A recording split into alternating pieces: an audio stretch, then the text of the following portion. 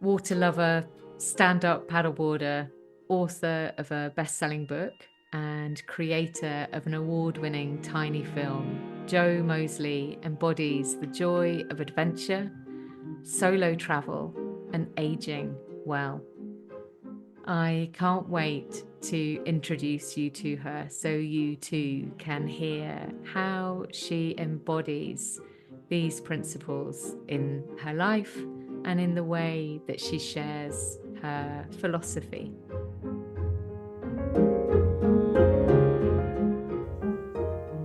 Welcome to the Henny Flynn podcast, the space for deepening self-awareness with profound self-compassion. I'm Henny. I write, coach, and speak about how exploring our inner world can transform how we experience our outer world, all founded on a bedrock of self-love. Settle in and listen and see where the episode takes you. In the poem Fluent, the poet John O'Donoghue writes, "I would love to live like a river flows, carried by the surprise of its own unfolding." These words remind me of Jo, my guest today. So Jo, it is an absolute delight to have you here. It really is. I have loved watching your messages unfold on Instagram, and I can't even remember how I first became aware of you, but yeah, I just think you have such a lovely sense of positivity around you. It feels really wonderful to be welcoming you here. Oh, thank you. I think it could have been that I listened to one of your podcasts and just said, "Oh, I love that." I think that must have been it. And I don't know how I found your podcast. I do listen to a lot of podcasts and always go, "Oh, this is interesting." And so it could well have been that, and then just messaged you, because I'm very much about, if I listen to a podcast or read a book, I want to tell the author, the podcaster, that I enjoyed it. I think it's just, as an author myself and a podcaster myself, I think that makes such a difference. So I think that could have been how we connected. I think That's what I think. I think that is it, Jo. And I have a memory now of getting your message. And Mm. yeah, so that's um, such a lovely gift to extend out into the world, actually, that gift of recognition and acknowledgement. And yeah, Oh, so thank you. what a lovely beginning to our conversation. So so I know that you are known for the experiences that you have gathered whilst paddleboarding, whilst doing stand-up paddleboarding. But I Mhm. also know from listening to you and from reading what you write that it is there is such kind of purpose that sits inside um, the messages that you share as well. Mm. And I'd love to, so as we go through the conversation, to kind of, dip a little bit deeper into that. Mm.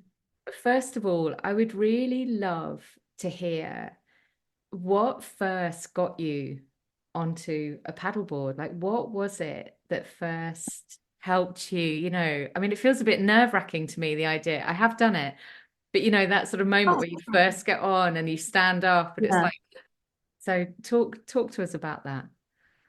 Yeah, thank you. So it was, I remember the date very clearly. It was the 24th of September 2016, so almost 8 years ago. And essentially, I'd injured my knee. I'd gone away for the weekend earlier that year in the January, and I'd come home on crutches.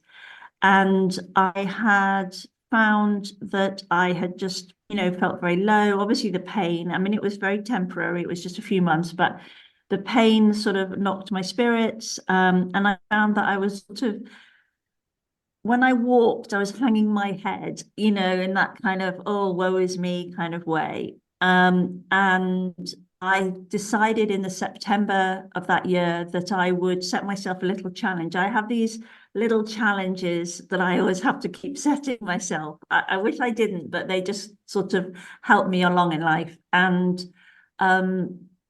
so the 1st of September, I set myself a challenge called Rain or Shine 30, which was basically every day for 30 minutes, I would be outside being active. I knew that being active would help. I knew that walking or any activity would help strengthen my knee again as it was healing. And I knew it would help my mood. I just knew that. And so I took this paddleboarding lesson on Derwent Water in the Lake District. And I always say that for the first time in months and months, I felt like a warrior, not a worrier. Like literally, it was like, wow. Because worrying is my natural default position. So it always has been. But I felt like a warrior, and I still feel that way. Every time I go out on the paddleboard, it's like, wow, it's just a real feeling of confidence. And yeah, that's how I started. So it came from really being injured and wanting to do something about it. And it was both a physical healing and I guess an emotional healing as well. Yeah, it really does sound that. And I love I love the play on words from worrier to warrior, but also I have this very strong sense of the physicality of really like being in your body and holding your ground even though you're on water. There's something very Yeah. resonant about that. Yeah, and there is a lot to be said for that in terms of you've probably watched the Amy Cuddy TEDx about sort of standing, and I know there's sort of debate about all that and everything, but I do genuinely believe that posture where you're sort of just standing there, just your head up, you're looking straight to the horizon, your core is working overtime, you've got your balance and strength. And it's really interesting because I was looking at some of the photos for the book. In my first book about paddleboarding, I didn't really feature very much because I was the photographer taking photos. But this time, because it was based in the Lake District rather than all around the country, I am featured in the book a lot more, which wasn't really to my taste, but that's what the publishers wanted. So I get to see a lot of pictures of myself. And as someone who has in the past struggled with, body image, like so many women, my age and younger, sadly, there's nowhere to hide. When you see pictures on Instagram, people can turn their bodies and they can twist and, put their knee in a certain way and put their hand in a certain way. There's classes on how to present a better sort of shape on your social media. Well, you just don't get that on a paddle. It's like head on, here's me, or side on, here's my bum, here's my cellulite, and it's funny because on the water, I forget the worries that I have on land about how my body might look. The minute I put my kit on, my neoprene or my dry suit trousers, it's like, this is uniform, this is safety kit, and what I look like somehow floats away, literally floats away. So it's really interesting that standing on the board gives you that sense of confidence.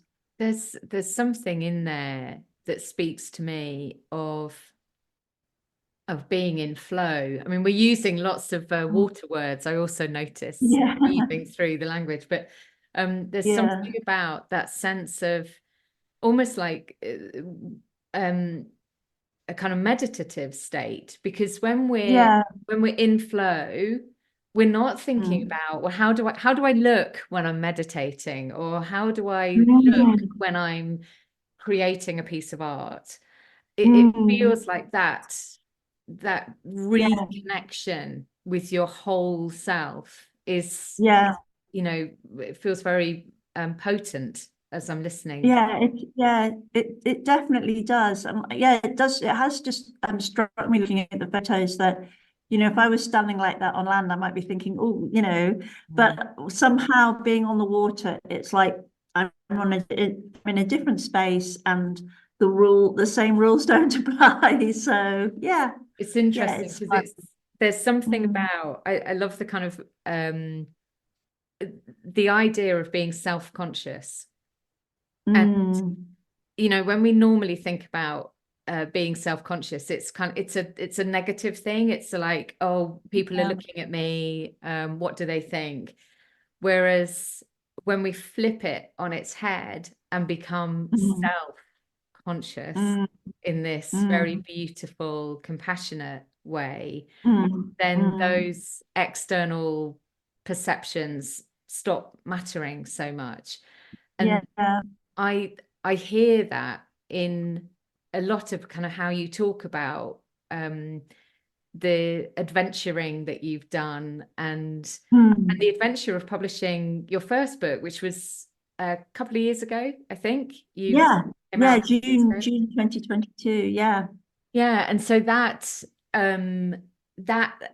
adventure and being willing to take that kind of risk feels like it's sort of part of what you learned when you first got on the paddleboard, Oh, maybe. yeah. Oh yeah, definitely. Yeah. So the first book about paddleboarding was and is the first and only book dedicated to paddleboarding around the country, Oh, including England, Scotland, and Wales. One chap had done a paddleboarding book about Scotland, and other people have done books that include canoeing and kayaking because they're paddle sports. But this was the first and still is the first book only dedicated to paddleboarding. So that was like a huge risk. That was a big leap of faith that I had to take the publishers on. And then the adventure world is great, but there are still some gatekeepers that, why should a middle-aged woman, have the audacity to write a book about paddleboarding? How is that possible? And also the style of my book is very different to other guidebooks. I have a lot of narratives. I talk about, so in the second book, I talk about glimmers. I was listening to a podcast mm. of yours yesterday about glimmers. It's not all, distances and safety. There's lots of that, lots of that. But there's also glimmers and stories and emotional things in the book. So again, I broke a few barriers, which doesn't always sit well with everybody. But it did really well. But I can honestly say it was very terrifying. And so why would I go and do it again? I really don't know. With the second book. But yeah, the adventure of writing a book is definitely up there with all adventures, I think. It's very much a book from the heart as well. And I get a sense that it's something that you've always wanted to do, that it's been that the book has been gestating inside you Yeah, and then kind of yeah. finding that route out. Yeah, I mean, I never thought it would be a book about paddleboarding. And I've tried novels in the past and never really got. So I didn't know what it would be about. Um, but yes, it feels like it's brought a lot of things together, and yeah, yeah, it's brought. I went to some extraordinary places and very special places, and I was able to share my own personal journey a little bit through the book, which suited me because I could share enough, but it wasn't all about me. I don't want it all, I've shared other people's stories, and that feels really right because I love cheerleading. I think I always wanted to be a cheerleader, but we didn't really have that in the UK, did we? I think that I want to always to share other people and cheerlead their stories. So it's a nice mixture. It's enough about me, but not too much that I would feel awkward, and I can share and talk about other people too. So yeah, And you're right. I see that balance in you, the willingness to kind of share your own story and the Mm, courage that there is within that as well, because I think it's very easy um for someone standing on the outside to go, well, that's easy for her. She knows mm, how to do X, whatever X is, in this case, mm, paddleboarding. She knows mm, how to write. And to not really understand that it is an act of courage. It is an act of mm, um, self-belief and mm, facing into things that are challenging. And mm. um, and I just wondered whether there's uh, sort of a thread here that you recognize you've been sort of working toward in terms of accessing your courage, or something that you can see, or yes, there have been these courageous points through my life, but now I can see them more clearly? Yeah. I think so. When I paddleboarded coast to coast, we made a film about it, and it's called Brave Enough: A Journey Home to Joy. There So, we go. you know, courage came into that a lot. And that we the filmmaker Frit and I launched that in lockdown in January, sort of March 2021, and it went really well online, and it's been selected for prestigious adventure festivals, and it's wonderful. You know, it's amazing that a film about a middle-aged woman should, you know, get onto these adventure festivals. But there's a point in which I say in the film, I've had bravery forced upon me in life, but I've never chosen to be brave. So I'm a single mum. You know, you don't become most people don't become a single mum without going through a fairly difficult time with a divorce. You know, divorces aren't usually easy. So, you know, there's been times when bravery has been forced upon me, when I have had to get out of bed and take my sons to school, when I didn't want to, you know, pull the duvet down. When my mum died, I, you know, had to carry on. So I think that I've had that bravery forced upon me, and paddleboarding coast to coast was the first time really in my adult life where I went, you know, I'm going to do something that is not expected of me, that nobody thinks, or very few people think I can do. It's completely out of the blue for a lot of people to think that I would, you know, undertake a journey across the country. But I'm going to stick my head above the parapet, and I'm going to say I'm going to do it without knowing whether I can do it, you know, getting to the start line. And I did have people shoot me down. You know, I did have people tell me I couldn't do it beforehand. And whilst I was on the water, I had people telling me I couldn't do it. And so I think that comment that I had said myself, that I have had bravery forced upon me, but I've never chosen to be brave, and maybe I can just do other brave things. That's how we end the film. Maybe I can just do other brave things. And I guess that was a real seed. But coming really from, you know, divorced, single mum, being a single mum, looking after my dad, sort of, you know, once mum had died, looking after the boys. So yeah, they all contributed to that sense that maybe I would, you know, put my head above the parapet again and look, I'd like to write this book. It's not been done before. Can I write it? So yeah. There's an exercise that I sometimes do with clients to help them see the resources that they hold inside themselves, and it's called a courage. Yeah.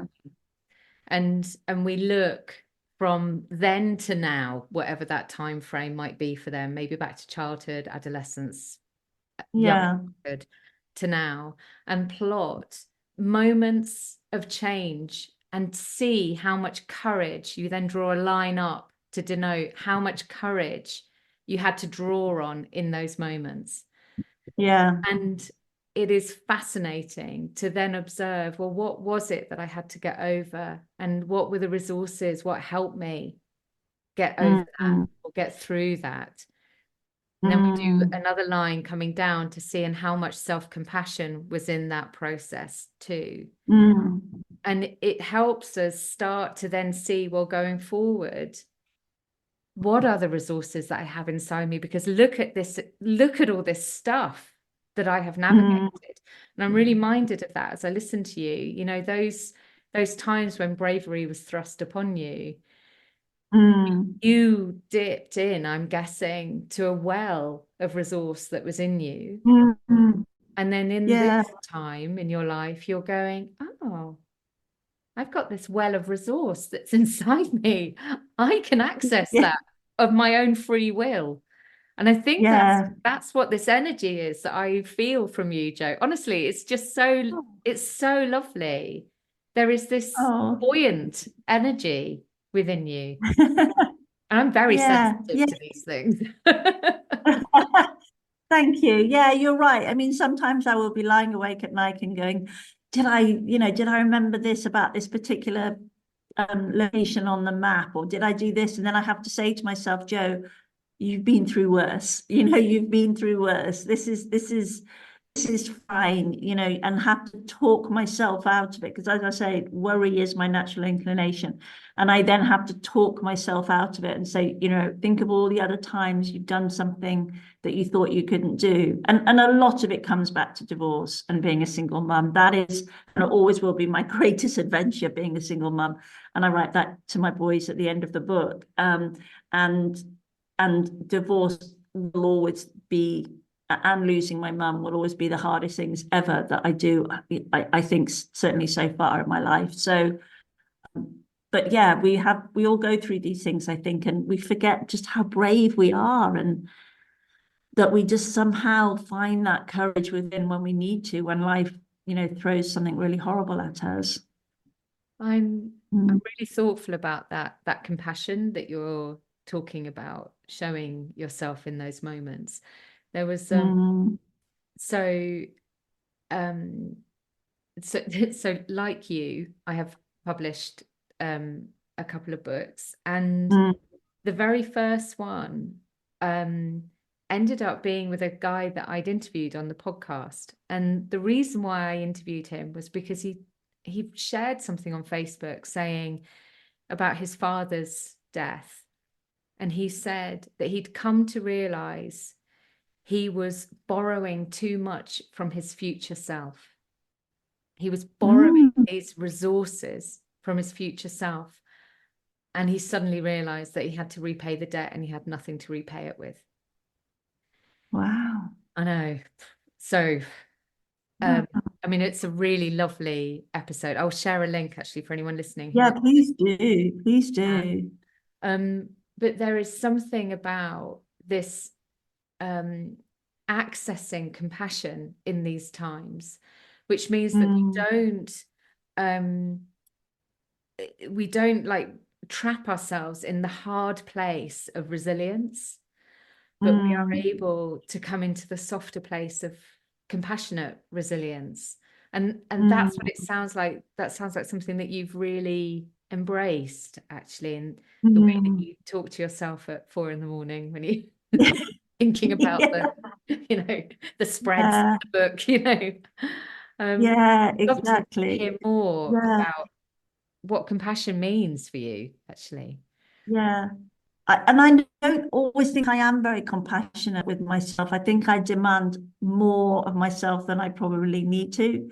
I don't know whether that's middle child syndrome, or being a Capricorn, or being a child of the 70s, or whatever. But or again, coming back to a marriage where I didn't always feel like I was listened to or valued, and was often told that I didn't necessarily have that much to offer. So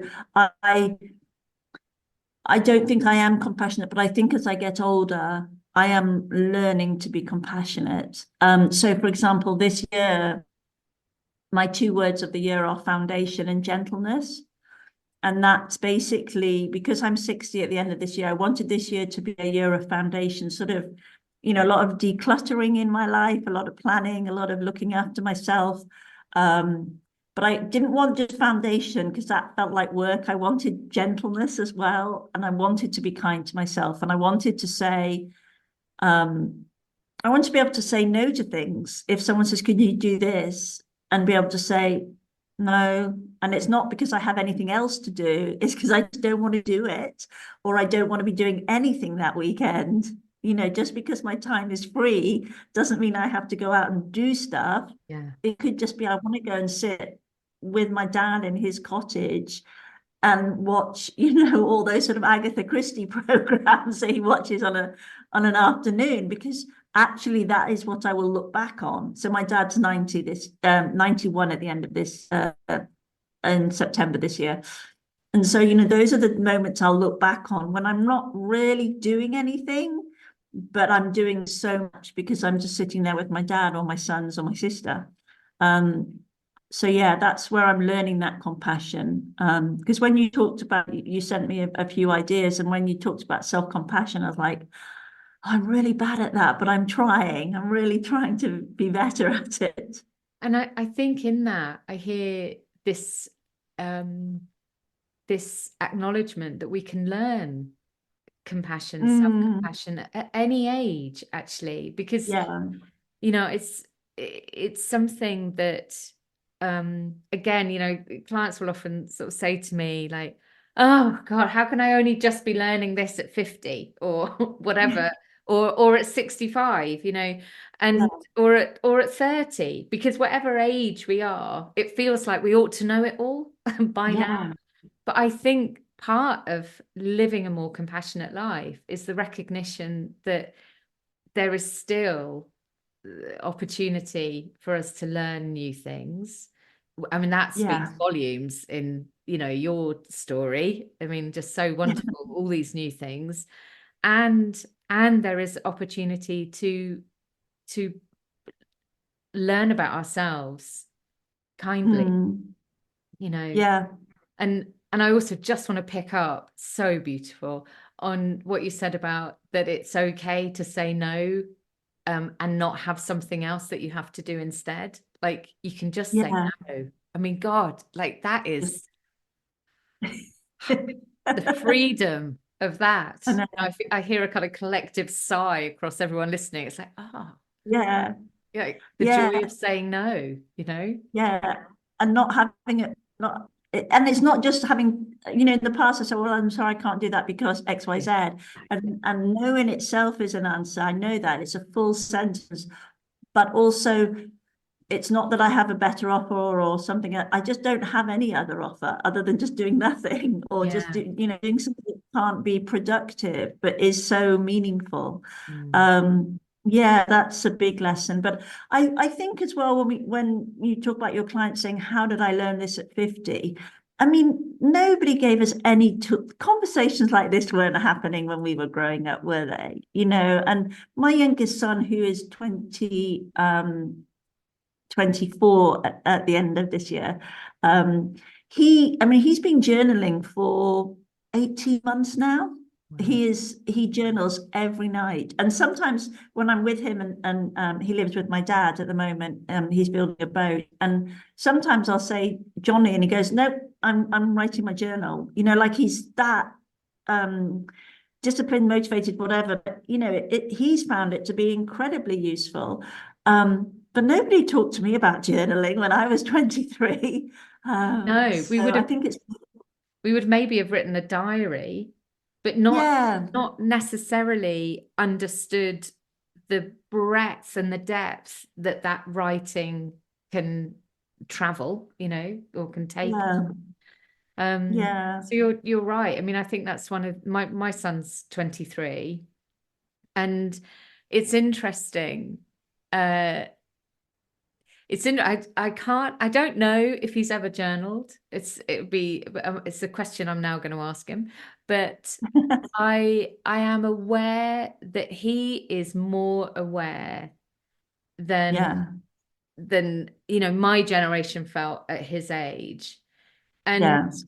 just there was something that I remember he was I think he was still at school, at sixth form, sort of college, and Mm, there were a bunch of his mates round in the kitchen, and we were upstairs in bed, and they were making quite a lot of noise. And I went mm. downstairs to go and say, "Look, can you just keep being quieter?" And as I was like walking up to the kitchen door, I heard one of them say, "Oh, so what did your mum do?" And he said, "Oh, well, one of the things she does is she helps women going through menopause." And they was like, "Oh." And then they just kind of carried on talking. And I just thought, a bunch of 16-year-old boys or 17-year-old Yeah, boys going, "Oh, about menopause." I mean, that was like, yeah. my work here is done. It's like, oh, she works at Waitrose. Oh, right. Oh, okay. Yeah, Yeah, it's just like that. exactly. It was like completely normal to work like menopause. So I think you're right. Yeah. Maybe that's part of the reason why I think this kind of conversation is so wonderful now, because Mm, we are more conscious of our ability to think mm, deeply and to reflect in this way without it mm. feeling so alien, perhaps, that Yeah, might have done for previous generations. And I think yeah. that kind of speaks to another question really around noticing the things that can get in our way, noticing the things that can stop us being courageous or can stop us, taking risks. So, like, what's your, you talked before about you had people saying, well, what's a woman in her 50s doing this? What was that like? What helped you overcome those kind of resistances? So when I first had the idea to paddleboard from Liverpool to Leeds, so that's 128 miles, and I had that about 2 months after my first lesson, which was a bit mad, really. Can we just honor that? So 2 months after your first lesson, I know what I can do. I can be really good. I'll do something nobody else. Yeah, I'll do something nobody else has done. Brilliant. I had a couple of years prior to that, I had done a big fundraising challenge in memory of my mum. So I'd rode 1,000,000 meters in a marathon in memory of for Macmillan Cancer Support in memory of my mum. So I do have a habit of going for something really big that I can then chop into little bits. I'm not fast, but I do big, broken down into little bits, if you see what I mean. So it wasn't that unusual. But then it was that point. So I told a few people, Christmas party 2016. And then it was sort of the response was, you're too old, it's too boring, it's too difficult, it's complex. But, that key one is, it's too much for a woman of your age. And so in 2016, I did put the dream away, and I put it away, not away, as I always say, like in the back of your head or like in a little drawer in your heart, that it's not away, but it's just not really on show. And really the two things that made the difference were that from 2016 to 2019, when I subsequently did it, I lost a number of girlfriends, who died, and only one of them had reached 50. And they were from different sort of areas of my life, some sort of schoolgate mums, others that I'd known since I was, in my own teens. And they were all very vibrant, creative women who, if you met them in the street, you'd go, oh, that was nice. Oh, I'm really glad I bumped into her today. And I thought, it's a cliche, but it's true that life is just really short and precious. And if you have the inkling of a dream, you need to give yourself the chance to get to the start line. And that's really what I needed to do to get to. I just needed to give myself the chance to get to the start line. If it didn't work out, at least I could say I tried, at least I could try. And the other thing was that my youngest was going off to uni. And so I thought, right, I'm going to be, Billy Joe, Joey No Mate's empty nester mum. And I wanted to show them that I would be okay, that I had this other life beyond being a single mum. And I very deliberately did the coast to coast. So at that point, I thought, right, I'm going to take that dream I had, a few years ago. And instead of just going from Liverpool to Leeds, I'm going to go across the country. So add on another 34 miles. And I think at that point, it was like, nobody is going to stop me now. I'd let somebody or a few, little whispers and a few people and things that they'd said stop me from doing something for 3 years. And I just wasn't going to let that happen this time. I wanted to honor those friendships, those women that I'd lost, show my boys it was going to be okay, and just honor that little dream that I could try something new and get to the start line. So I think that was it, really. It was just, and the barriers were, am I good enough? What do other people think? Is this really selfish of me to sort of carve out 12 days for me? All those things as a mum. But I knew the boys were fine. The Canal and River Trust actually said, could you do your trip at the end of August, because we're actually opening up that particular route that you're going to do as a proper trail. And it would be great to have you do it at that point. And I said, no, I'm really sorry. I have to do it in July, because in August, my son gets his A-level results. And so then we'll be all into uni stuff. So I have to get it done. Yeah. So I still had to, weave around family commitments. but I managed to sort of, but the idea that I would take 12 days to do something for myself did feel really difficult, I think really difficult. I think you've just tapped into something really key, and I don't know if it is a gender specific thing. Yeah, I think it would be quite easy for me to say, "Oh, that sounds like a classic sort of yeah, challenge that a woman might throw at herself." But I suspect actually it's probably, not gender specific. We just might interpret mm, it in a slightly different way. Or mm, not all women would feel the same, or not all men would feel the same way. But yeah, I think that thing about honoring ourselves in such a way that we say, I am worthy of this time, I am worthy of this attention, I'm worthy of this connection with something that I really would love to do. That's I've come out in goosebumps as you say those words. it's just Oh, yeah, so yeah. powerful, Joe. It really Mm, is. yeah, and I did struggle with it. And yeah, I think I struggled with it the whole time. I remember one time we were on, so my sister and my two sons and I have a WhatsApp group. My dad's phone isn't clever enough to be on a WhatsApp. He doesn't use his phone like that. But we have a little WhatsApp group, and I would WhatsApp them from the river and chat to them. So I kind of kept in touch. But there were some times I had to just sort of focus on myself, and it did feel quite selfish. Interestingly, now I'm postmenopausal, I don't feel that. I kind of feel like that. Mm. I feel a bit less selfish. I feel a bit less concerned that I am being selfish. I think I am a little bit more like, well, my time is now. And yeah, it does feel different. But there was an awful lot of, and the boys are older now, so the time is different. But yeah, I did struggle with that. And I still do. I still do to some extent. But I know that they were okay.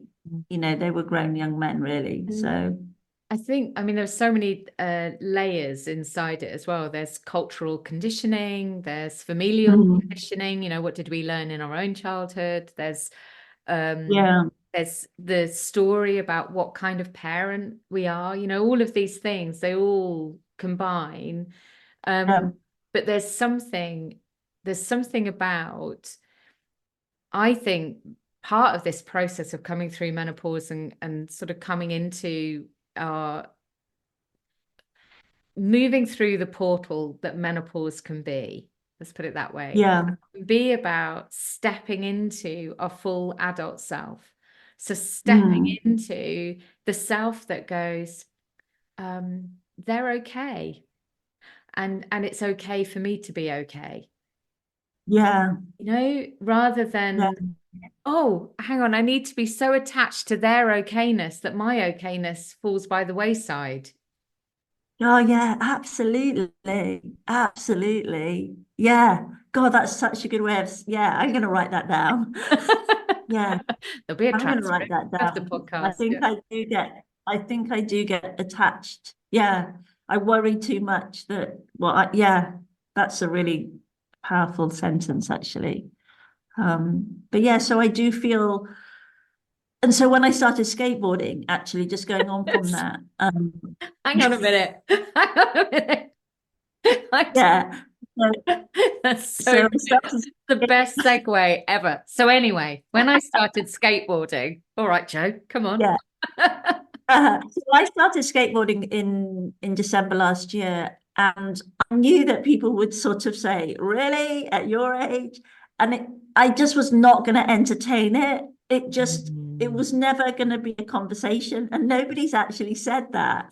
I've had a few sort of like my dad's like, you are wearing a helmet and everything, aren't you? But nobody has said I can't do it because I think I must just have this aura of you're just not going to question me now. Mm. It's just not going to happen. Um, and yeah, and I love it. But So but what it's does it's absolute. Sorry. No, you go, say it's absolutely. It's absolutely the most mindful thing I have ever done, because it's like going to I wrote a little post about it on my Instagram last night. It's like going to a spa for 2 hours, because you cannot think of anything else. I don't know whether so you all ages are there, and I don't know whether the children, who are literally 6, 7, 8 years old, are zooming here, there, and everywhere with complete fearlessness. Um, I don't know whether they can think of other things at the same time as skating, but I can't. I cannot let my mind wander, and my mind does not want to wander. And all the voices in my head that are saying, you can't do this, or, what's on the shopping list, or you haven't done this, or, oh, you must tell your editor this, or what about that? What problem here, there, and there? It gets cut out. And all you focus on is moving that little skateboard up and down a little ramp and trying to turn it. And for 2 hours, it's like, for me, the closest thing I've ever had to like a really amazing meditating kind Wow. of experience. Wow. It's amazing. Yeah, Yeah. God, I can Yeah. feel it. I can feel it in my body as you Yeah. speak of it. It's Sounds just, incredible. and And you're so in your body at the same time as well. yeah, well, it's really interesting that there are a couple of threads from that show up for me. One is knowing that this time around, learning skateboarding, you had this stance of absolute, I'm doing this. Yeah. If you could speak to the woman that you were in 2016, who had that Mm. idea for going from Leeds to Liverpool and was at that Mm. party at Christmas time, what would Yeah. you whisper in her ear? I think it would be, you have everything within you that you need already to be able to do this. There's nothing that you don't have already. You just need to give yourself the chance to try it. I'm never about being the fastest, the strongest, the best, the biggest. I'm just not. I'm very much at the early stages of everything. I'm very much um, sort of in paddleboarding, in writing, in anything I do, I'm very much the person at the door that says, come in and try it.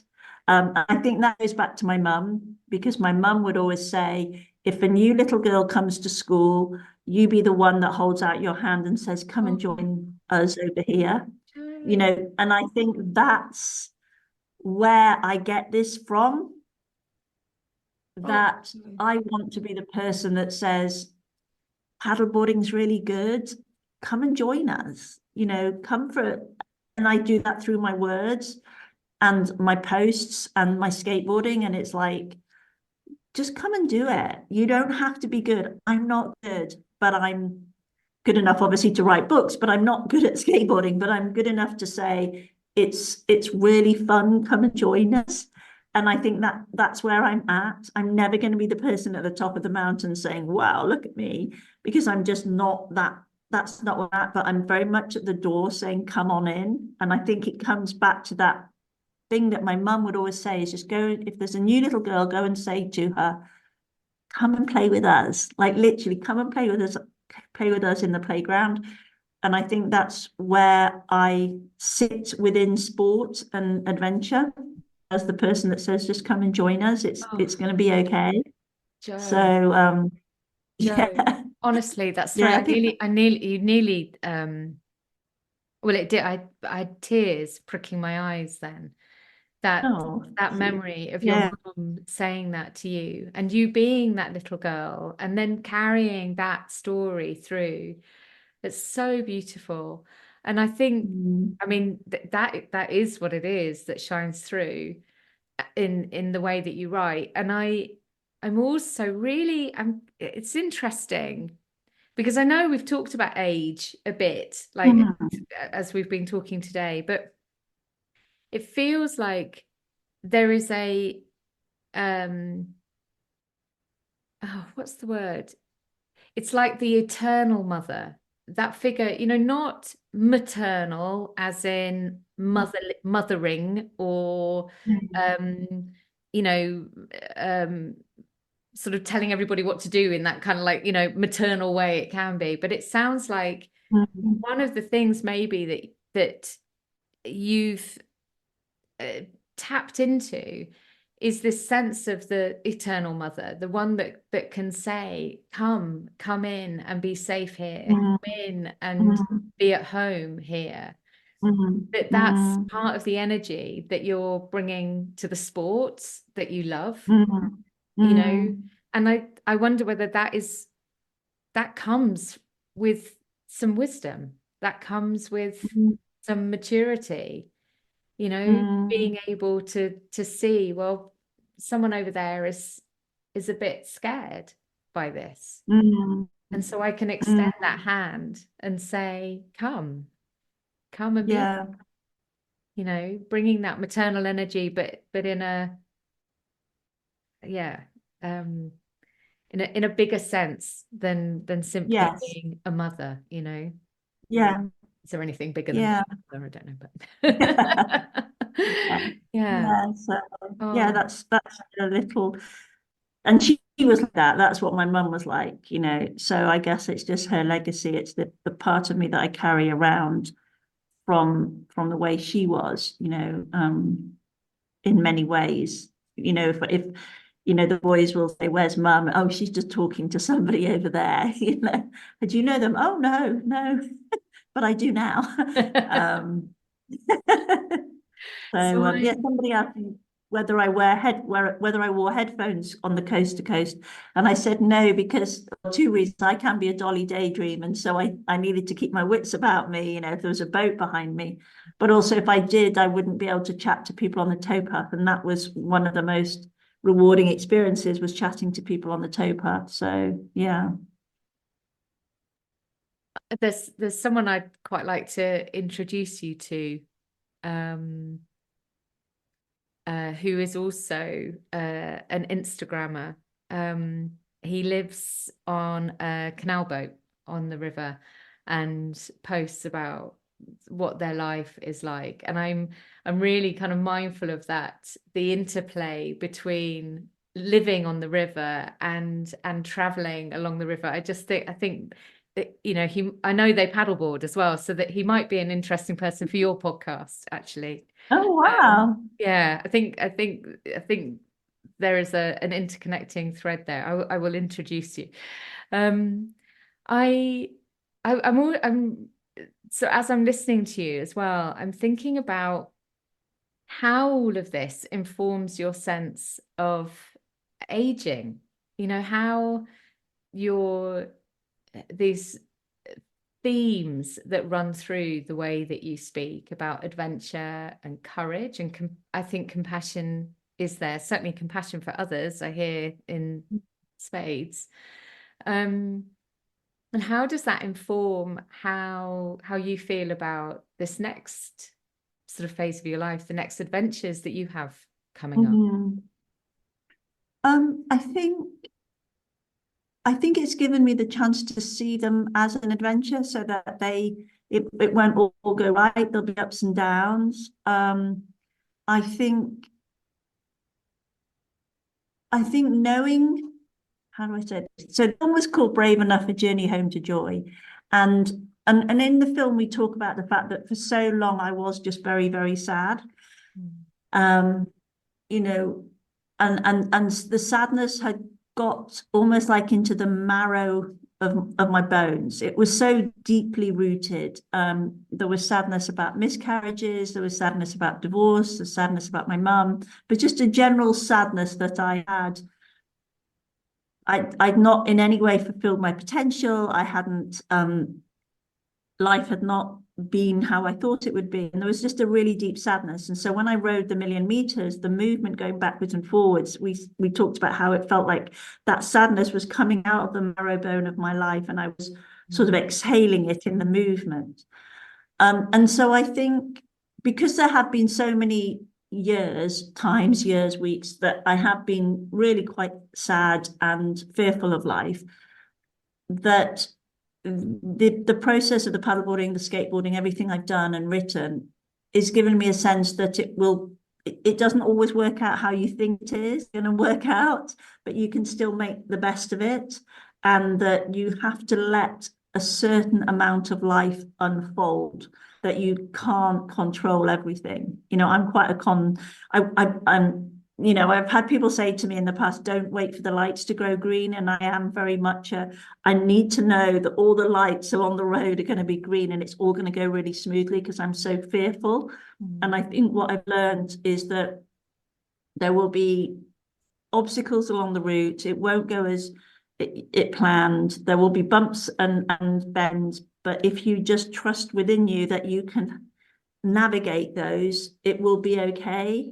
And trying to have the idea that it will be okay in a good way, that the world has your back. It hasn't always felt like that, but to try and believe that. And so, yeah, to see aging as an adventure, and that, you can just keep evolving, really, keep growing. I think I used to think I would be on a trajectory of going from deeply imperfect to one day reaching perfection. Well, that was my goal. I was just always on a trajectory of self-improvement. If I just read enough self-improvement books, I would be enough. And what I've realized recently in the last, few years in my 50s is I already was enough. I was absolutely enough. At every point in my life, I was enough. But there was room to grow. And growing doesn't mean reaching perfection. It means blossoming into who you are, but always from a baseline of enoughness, if there is a word. So I'm growing, but I'm not expecting myself to improve, if that makes sense. It really does. I have so much love for everything that you just said there. I think there is something there's something incredibly powerful about recognizing that life, for want of a hackneyed phrase, life is a journey, and the path that we take is the journey. It's not about the destination. There's a lovely, I think it's Edward Monckton quote, it's not about the destination, it's the glory of the ride.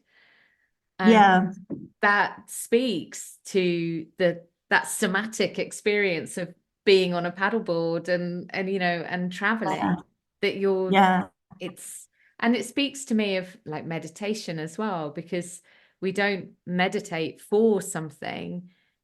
We meditate. It's enough exactly just to be doing it, and it's enough just to be living.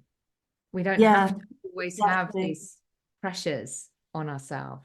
And I think with my skateboarding, I'm very much like that. I wrote a post yesterday saying I've got no expectations. If all I can do is what I can do now, but I kind of devote myself to the practice, then that is enough for me. And I've given myself the chance, and I meet lovely people, and it's great fitness, and it's great for your mind.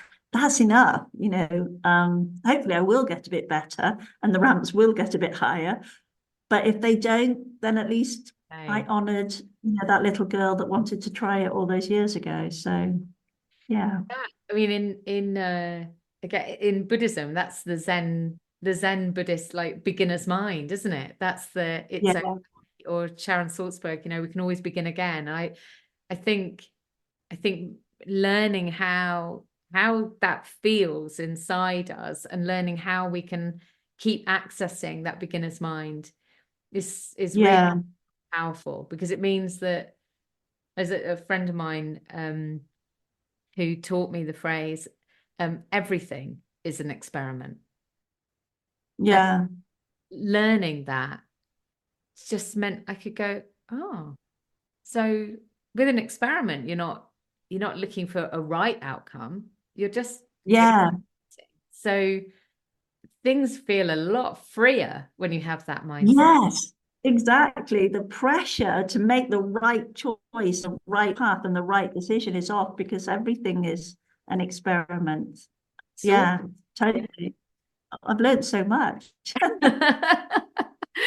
So Jo, I have one a last question, although it's got two parts, but I have one last question for you. Mhm.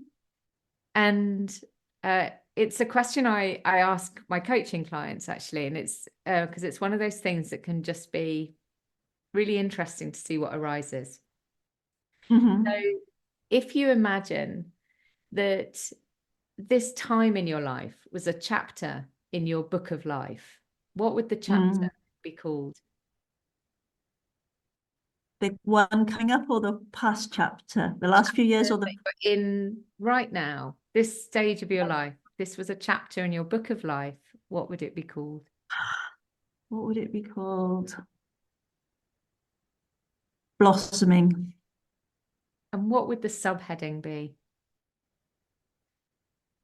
Wow. I can see why you didn't tell me this was going to be a question. Blossoming. Um,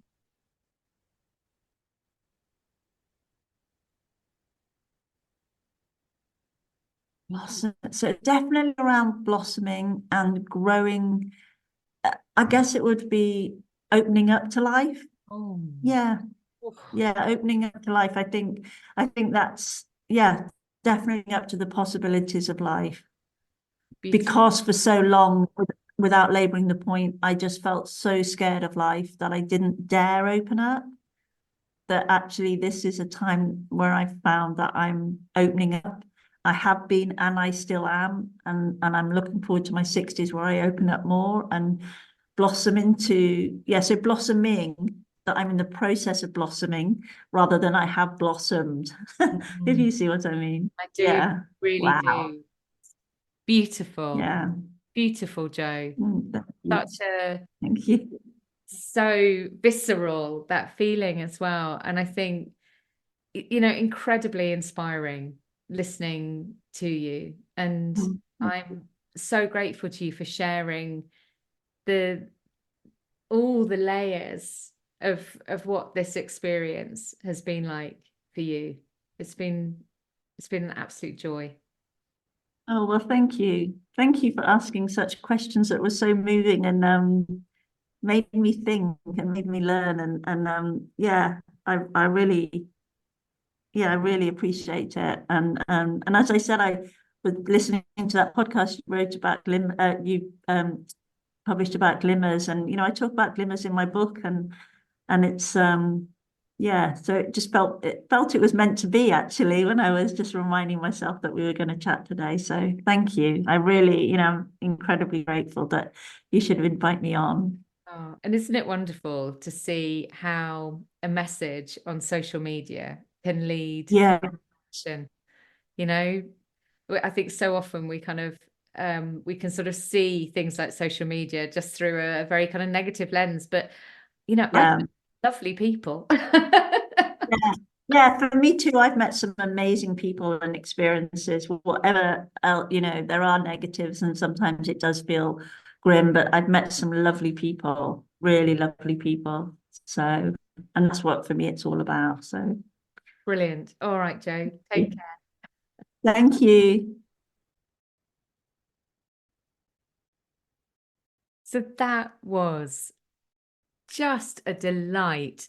I love these moments when you you invite a relatively random stranger to come and have a really intimate conversation, and you don't really know where it's going to go, how it's going to flow, and then you find yourself just loving what is being said and really connecting and resonating. And I hope you found that as well listening to Jo. I mean, what a gorgeous woman she is.